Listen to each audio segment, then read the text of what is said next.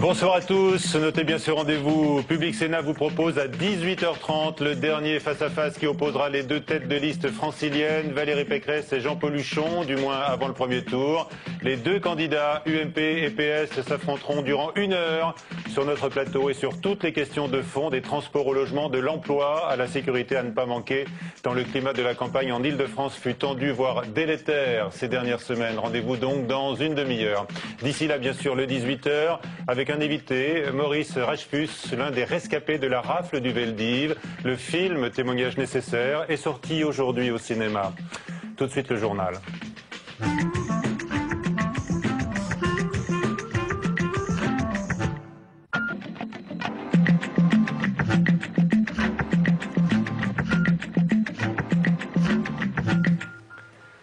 Le 18h, toute l'actualité politique et parlementaire de ce mercredi 10 mars. Voici les titres. Les prises de position iconoclastes du patron des sénateurs UMP, Gérard Longuet, se prononce pour l'abandon de la taxe carbone, pour une vie plus démocratique au sein de l'UMP. Il s'inquiète de la réforme de la justice et il soulève une polémique par ses propos sur Malek Bouti, qu'il ne souhaite pas voir à la tête de la HALD. Notre page régionale avec les résultats de notre sondage IFOP avec Paris Match sur les Pays de la Loire. Avantage très net pour le sortant socialiste Jacques Auxiette au second tour.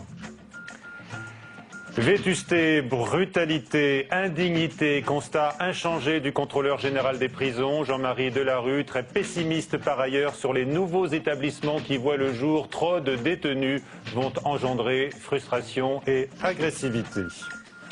Gérard Longuet préfère quelqu'un du corps français traditionnel à Malek Bouti pour succéder à Louis Fetzer à la tête de la HALD. Le nom du socialiste circule pour prendre la présidence de la haute autorité de lutte contre les discriminations. La nature des réserves exprimées par le président du groupe UMP au Sénat provoque une polémique. Fabrice Cunet.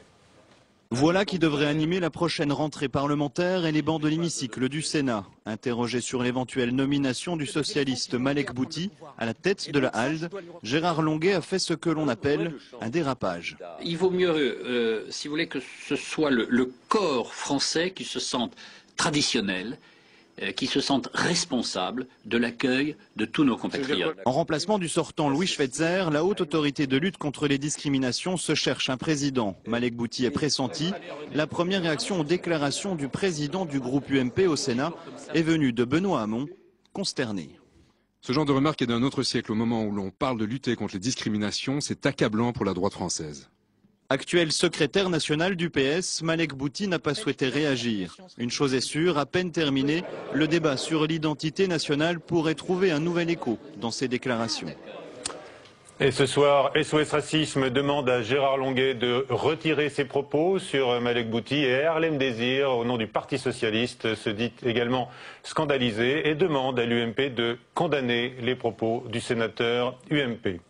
Le futur membre du Conseil constitutionnel, il y fera son entrée vendredi, et déjà ancien sénateur, Michel Charasse, considère que l'ampleur de la claque pour la majorité présidentielle au pouvoir dépendra de la participation aux élections régionales.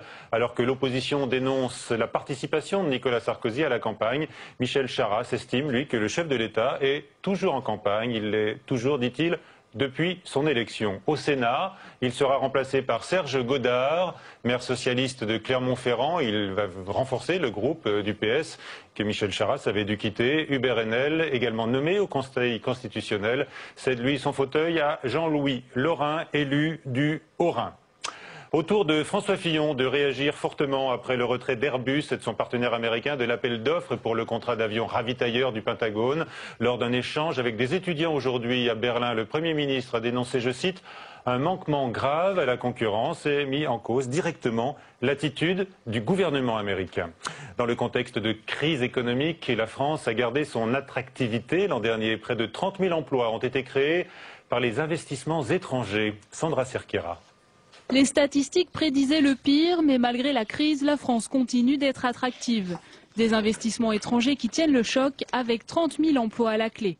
Pour cet ambassadeur chargé d'attirer ces investisseurs, la raison est simple, c'est la politique menée par le gouvernement qui a permis à la fiscalité française d'évoluer. La suppression de la taxe professionnelle et le crédit impôt recherche qui sont évidemment tenus pour des cartes importante dans la main française par les investisseurs étrangers. C'est très important parce que la perception demeure dans beaucoup de pays étrangers, dans les communautés d'affaires, que la fiscalité serait lourde en France, complexe. Mais cet économiste tempère. Si les investissements se maintiennent, ils sont à l'inverse de moins en moins porteurs d'emplois depuis 4 ans. Parce que moins ambitieux. Ce n'est pas des grands projets qui ont été mis en place, mais plutôt des projets de plus petite taille, des projets à forte productivité et donc du coup qui sont moins créateurs d'emplois. En effet, plus de la moitié des projets a concerné moins de 20 emplois, issus du secteur tertiaire, notamment dans la recherche, le développement et le conseil, projets en moyenne de plus petite taille que ceux de la production manufacturière. La CGT appelle à la grève dans toutes les raffineries françaises. Le 15 avril, date d'une table ronde sur l'avenir du raffinage en France. Un nouveau suicide dans une prison française. Un détenu de la centrale de Loos près de Lille s'est pendu ce week-end dans sa cellule. La situation dans les prisons françaises n'évolue pas, dénonce le contrôleur général Jean-Marie Delarue. Toujours la même vétusté et brutalité. Il pointe par ailleurs le risque que constitue, selon lui, la construction de nouveaux établissements de plusieurs centaines de places. Tam Tranui. Le constat du contrôleur général des lieux de privation de liberté est sans appel et attendu. Qu'il s'agisse des prisons ou des commissariats, vétusté et saleté se conjuguent au manque de moyens. Mais Jean-Marie Delarue ne s'arrête pas là. Pour lui, les nouveaux établissements prévus par le plan Perben de 2002 et en cours de construction sont également inquiétants. Dans les nouvelles prisons qui ont été ouvertes récemment, les relations humaines ont été un peu sacrifiées aux dépens de la sécurité. Grilles de séparation en surnombre, murs de béton, vitres sans teint dans les postes de surveillance. Selon le rapport remis ce matin, les nouvelles prisons sont mal conçues. Les dispositifs de sécurité, excessifs, coupent les détenus des surveillants. Ce que je dis, sans espoir de me tromper malheureusement, c'est que sans relations humaines, plus d'agressivité, plus de frustration et par conséquent inévitablement plus de violence qui retombera sur les détenus eux-mêmes et sur les personnels. Le serpent se mord donc la queue. Trop de dispositifs de sécurité tuent la sécurité par une violence accrue. Autre problème, la taille des prisons. Jean-Marie Delarue préconise des établissements limités à 150 à 200 détenus. La ministre de la Justice, Michèle Alliot-Marie, prévoit quant à elle des structures de 700 places. Le président du Sénat, Gérard Larcher, propose une mission commune d'information sur les conséquences de la tempête Xynthia. Il a reçu aujourd'hui les élus des départements les plus sinistrés. La suite du 18h, 3 questions à Maurice Rachtus, rescapé de la rafle du Veldiv, qui inspire le film sorti aujourd'hui au cinéma.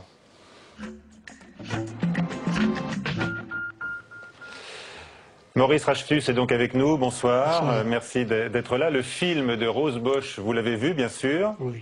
Vous l'avez apprécié? Diversement. Diversement. Vous êtes historien, donc vous avez vécu directement ces événements tragiques. Hein, vous allez nous en parler dans un instant. Nous rappeler quels sont vos souvenirs. Donc vous avez un regard critique, celui de l'historien que vous êtes devenu sans doute pour témoigner et pour porter hommage à toutes les personnes qui avaient été raflées ce jour-là. Nous allons voir comment les lycéens, quelques lycéens parisiens et les premiers spectateurs ont réagi à la projection de ce film. C'est ce qu'a voulu savoir le reporter de Public Sénat, Raphaël Pellegrino, qui d'abord a voulu savoir ce que les jeunes lycéens d'aujourd'hui savaient de ces événements, l'une des pages les plus noires de l'histoire de France. Qu'est-ce que la rafle du Veldiv évoque pour vous? C'est la question posée à de jeunes lycéens. Désolée, ça me dit rien. C'est le gouvernement français qui a aidé à la barbarie nazie, on va dire, c'est ça? Oui, c'est ça, ouais. La déportation des Juifs par la France pendant la Deuxième Guerre mondiale. C'était un camp de réfugiés d'enfants juifs au Veldiv. Et il y a eu une descente et ils sont tous fait choper et tous emmenés dans un camp de concentration. C'est quand les Juifs ont été emportés dans le vélodrome et qu'ils sont restés... je crois 5 jours et 5 nuits sans nourriture, sans eau, ils étaient tous entassés. C'est un film qui va sortir demain, c'est ça? Quelques élèves à la sortie de leur lycée ne témoignent évidemment pas de ce que peut être la conscience des adolescents en France. L'éducation nationale a d'ores et déjà commandé 10 000 DVD du film qui servira donc de support pédagogique. Rencontrés cet après-midi, les premiers spectateurs ne pouvaient contenir leur émotion. Il faut mettre ça en mémoire de tout le monde, il ne faut pas oublier et voilà. Moi j'ai toujours du mal à réaliser que en fait ce qu'il faut se dire c'est que c'est vrai Et c'est un peu difficile à réaliser. Mais... C'est un film à voir. Et il faut qu'on sache tout ce qui s'est passé pour pas que ça se reproduise. La rafle du Veldiv a eu lieu les 16 et 17 juillet 1942 avec le concours de la police et de la gendarmerie française. 13 152 personnes furent arrêtées, des juifs français, et déportés. Seuls 811 d'entre eux sont revenus des camps de la mort. Comment vous pouvez rire de ça? Maurice Rachfus, ce film donc, qui raconte l'arrestation, de le rappeler, de 13 152 juifs en juillet 1942, vous l'attendiez? Eh bien, juste un mot, il a été dit des juifs français, donc c'était uniquement des juifs étrangers. Seuls les enfants étaient français. Ben, on l'attendait parce que depuis, au moment d'Arabe, j'avais 14 ans, donc je peux encore bien fixer les événements. On l'attendait parce qu'il y avait eu des arrestations de masse le 14 mai 1941, où deux de mes oncles avaient été internés au camp de Pithiviers. Il y avait eu une rafle de l'11e arrondissement le 20 août. Donc on avait constamment des rumeurs qui annonçaient la rafle et on finissait par ne plus y croire, tellement les rumeurs étaient nombreuses. Mais en tout cas, on ne pouvait pas imaginer que la police, en tout cas la police française, arrêterait des femmes et des enfants. Ça, c'était inimaginable et ça a été la grande surprise. Et ces images vous ont poursuivi chaque jour depuis cette date? Chaque jour, c'est beaucoup dire, hein, parce que la vie reprend son cours, heureusement. Mais on ne sort pas intact d'une telle période où moi j'ai eu la chance de ressortir le soir, non pas du Veldiv, parce que j'ai pas été au Veldiv. J'ai été raflé avec mes parents à Vincennes et d'une manière inexplicable, j'ai été relâché avec ma sœur dans la soirée. Mais pendant les 2 années qui ont suivi, avec l'étoile sur la poitrine, j'ai vécu la peur au ventre en rasant les murs. Mais il faut savoir que c'était une période de grande déshumanisation où les habitants de ce pays, quelle que soit leur origine, pensaient surtout à leur propre sort, pensaient beaucoup plus ravitaillement ou chauffage que s'inquiéter du sort des autres. Et il y a eu des braves gens. De solidarité autour de vous? Il y a eu des braves gens dans ce pays. Sinon de compréhension. Mais ils n'étaient pas nombreux. On nous parle de 3000 justes. Il y avait 40 millions de Français. Face à cette déshumanisation que vous évoquez, quelles leçons en avez-vous tirées pour la suite de votre vie, dans votre rapport aux autres? Mais déjà, rétroactivement, il faut savoir que les nazis qui commandaient la manœuvre, et les Français exécutaient, avaient subi 10 ans d'endoctrinement nazi, alors que notre police, elle, a été directement au service des nazis dès l'arrivée des armées allemandes à Paris. La réalisatrice Rose Bosch dit avoir voulu filmer cette tragédie à hauteur d'enfant. Donc j'imagine que les images vous ont impressionné, car vous l'avez rappelé, vous étiez enfant, vous aviez 14 ans à l'époque. Oui. Ben, ça m'a bouleversé. Dans un de mes bouquins, j'ai écrit « On ne m'a pas laissé le temps de rester un enfant ». La vie a été brisée. Quand on est séparé de ses parents à 10, 12, 13 ou 14 ans, on vit tout à fait différemment. On regarde ceux qui vous entourent d'une autre manière et on est méfiant. On ne peut pas dire qu'il y a eu un antisémitisme profond dans ce pays, mais il y a eu beaucoup plus de l'indifférence. Et l'indifférence, c'est pire que tout. Malgré les réserves que vous pouvez formuler sur le film, en tous les cas, sur le déroulé historique qu'il propose, puisque vous êtes, je le rappelle vous-même, historien, donnez-nous une raison d'aller le voir. Il y a 1000 raisons d'aller le voir, il y a des raisons de le regarder, avec prudence, parce qu'il y a des décalages par rapport à l'histoire. Il y a une violence qui n'était pas indispensable, et ce n'est pas indispensable d'ajouter la violence à l'horreur. Ça a été peut-être moins violent que c'est montré dans le film. Mais je pense que les réalisateurs ont voulu frapper l'opinion publique. Hein. Et toucher au cœur, bien sûr. Voilà. Merci Maurice Rachfus pour ce témoignage.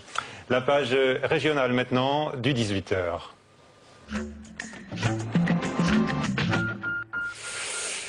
Public Sénat, avec Paris Match, vous propose de découvrir maintenant un nouveau sondage. Voici donc les chiffres obtenus par l'IFOP pour les Pays de la Loire. Delphine Girard.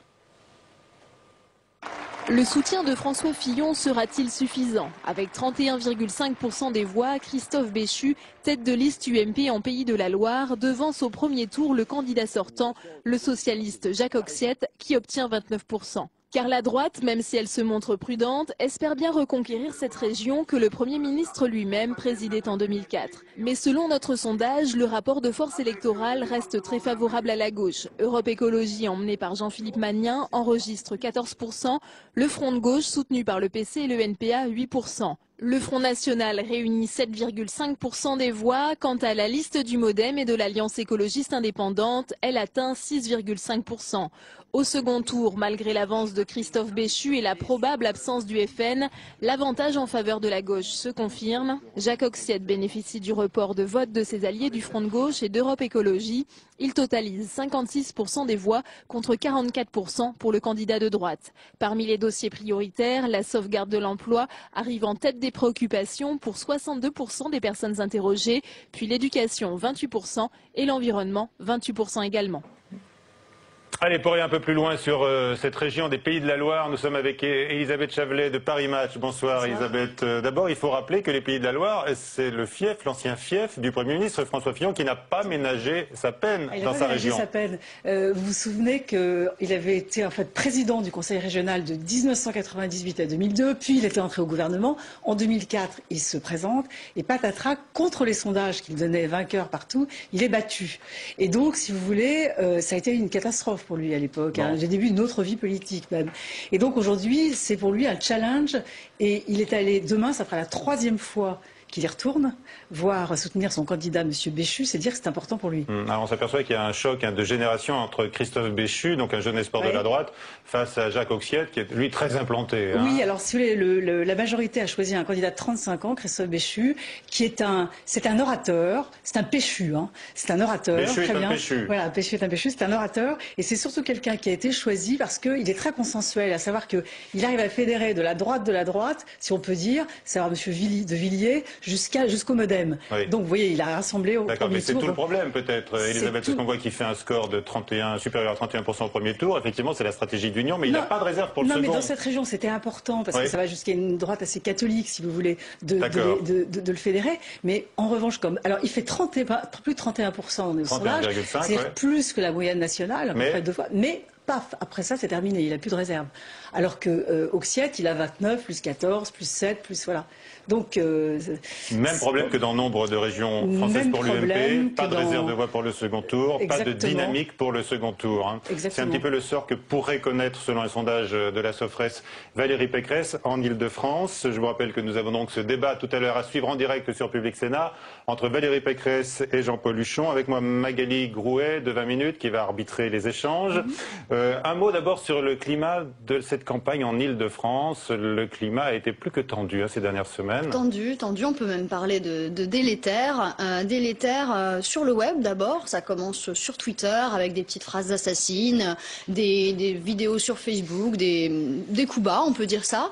Délétère après avec l'affaire Soumaré, tout le monde s'en souvient. Le candidat tête de liste du Val d'Oise PS qui est accusé de délinquant multirécidiviste par l'UMP local, qui finalement, on l'apprend aujourd'hui, a un casier vierge. Donc on peut vraiment parler d'une campagne. Il y a le facsimilé dans le cadre enchaîné de son casier judiciaire. Il y a marqué en gros dessus un coup de tampon néant.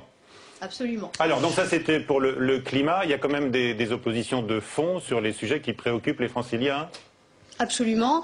Des oppositions sur le Grand Paris, c'est vraiment le clivage que l'on peut sentir. Sur la tarification des transports, on est sur une campagne très tournée autour des transports, mais avec beaucoup de clivage à l'intérieur. Très bien. Une fois de plus, les Franciliens, les habitants de la région Île-de-France, eux, n'y comprennent rien et s'ils s'en sortent pas entre les transports, le RER A, B, C, etc. Enfin, on essaiera de remettre toutes les lettres dans l'ordre tout à l'heure, à partir de 18h30, puisqu'on parlera notamment des transports, bien sûr, l'un des grands enjeux de cette campagne. En Ile-de-France, rendez-vous en direct à 18h30 et vous pourrez d'ailleurs y participer via le nouveau site de Public Sénat. Publicsénat.fr fait peau neuve et devient un portail d'information politique et parlementaire. pour vous offrir en temps réel toute l'actualité, avec la possibilité pour vous de participer, de dialoguer avec les politiques via leur blog. Et puis, vous trouverez également sur publicsénat.fr, bien sûr, les vidéos de toutes les émissions. Vous pouvez les suivre aussi en direct. Voilà. Avant ce dernier débat d'avant au premier tour, à 18h30, un numéro des Pieds sur Terre, un village écolo de Bretagne que nous fait visiter Saveria Rojek.